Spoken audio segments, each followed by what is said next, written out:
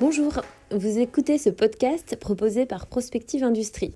La dynamique Prospective Industrie est née de l'idée qu'une entreprise seule ne peut pas analyser tous les signaux faibles de son environnement.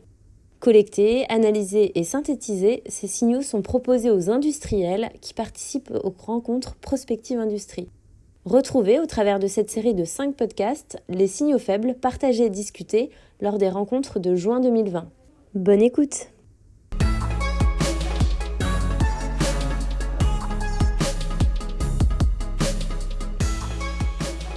Nous allons donc maintenant aborder une nouvelle partie intitulée Chaîne de valeur, du coup d'arrêt à l'accélération des transformations.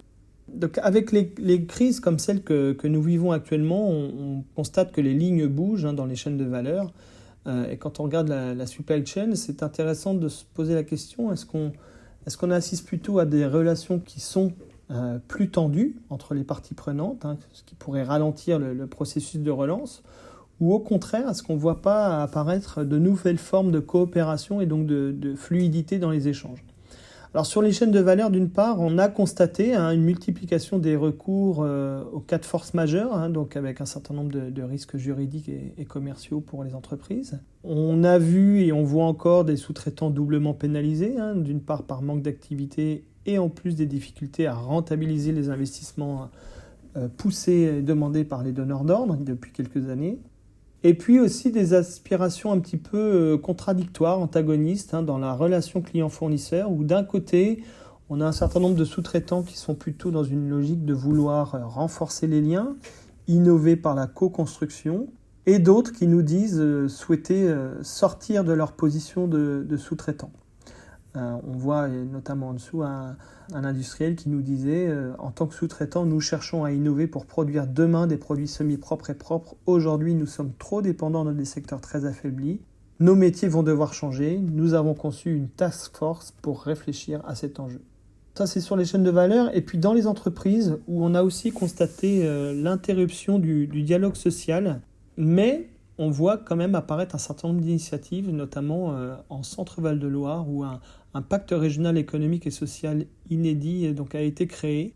Donc on pourrait aussi imaginer que le dialogue social pourrait être favorisé et facilité dans une logique beaucoup plus intersectorielle et territoriale. Et puis on voit aussi des entreprises qui innovent pour proposer des offres durables en réponse aux besoins clients apparus avec la crise.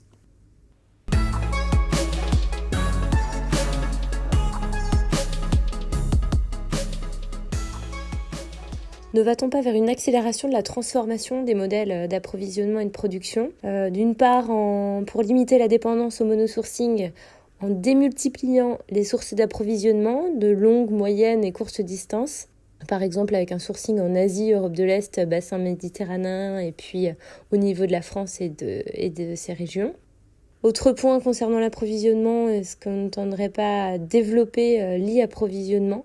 Donc à l'image par exemple du site shiparts.com qui est un portail d'e-approvisionnement chinois qui est spécialisé dans les pièces détachées marines.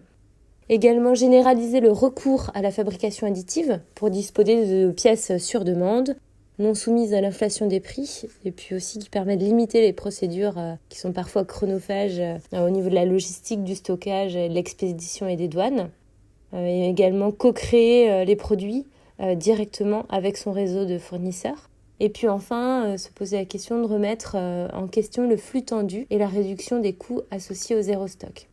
En parallèle, la question de la production. Est-ce qu'au niveau de la production, on ne tend pas vers plus de micro-usines, plus agiles, qui vont justement produire plus près des clients ? Donc micro-usines qui peuvent pousser aussi à la coproduction avec les clients. Également une plus grande flexibilité des lignes de production du travail, donc avec un renforcement des polycompétences des opérateurs, le recours à plus d'innovation frugale aussi dans la production pour créer et générer une plus importante valeur économique, sociale et écologique, tout en prenant bien sûr en compte la rareté des ressources. Et puis également réutiliser, recombiner les ressources existantes dans son écosystème. Au-delà de ça, un point qu'on souhaitait souligner, c'est ce que demain, il ne faut pas regarder sur d'autres continents, d'autres pays pour trouver des modèles d'innovation frugale. Et est-ce que demain, la source d'inspiration des industriels ne pourrait pas être, par exemple, en Afrique ? Alors cette crise et puis cette situation de post-crise aussi pose un certain nombre de questions sur les leviers financiers. On voit apparaître aujourd'hui un certain nombre d'inquiétudes sur les défaillances d'entreprises et notamment leur capacité de développement, avec des défaillances dans le monde estimées à plus de 25%, 21% en France, 12% en Allemagne. Donc on voit quand même qu'il y a beaucoup de risques qui pèsent sur les entreprises. Et puis parallèlement à ça, on voit aussi le vieillissement des équipements, des difficultés à rebondir en cas de reprise de la demande, des faibles capacités d'investissement, versus des besoins de financement des transformations qui sont toujours présentes, transformations liées à la transition énergétique et environnementale, transformations aussi plus technologiques, usine 4.0, digitalisation. Donc voilà, des questions qu'on peut se poser, c'est peut-on pérenniser les mesures de soutien qui continuent de se développer un petit peu partout dans les pays occidentaux, au risque de rendre les modèles économiques des entreprises dépendants de la perfusion financière, et peut-être aussi de les éloigner de l'économie réelle. Donc on voit les différentes mesures de soutien comme le PGE, les plans de relance, etc.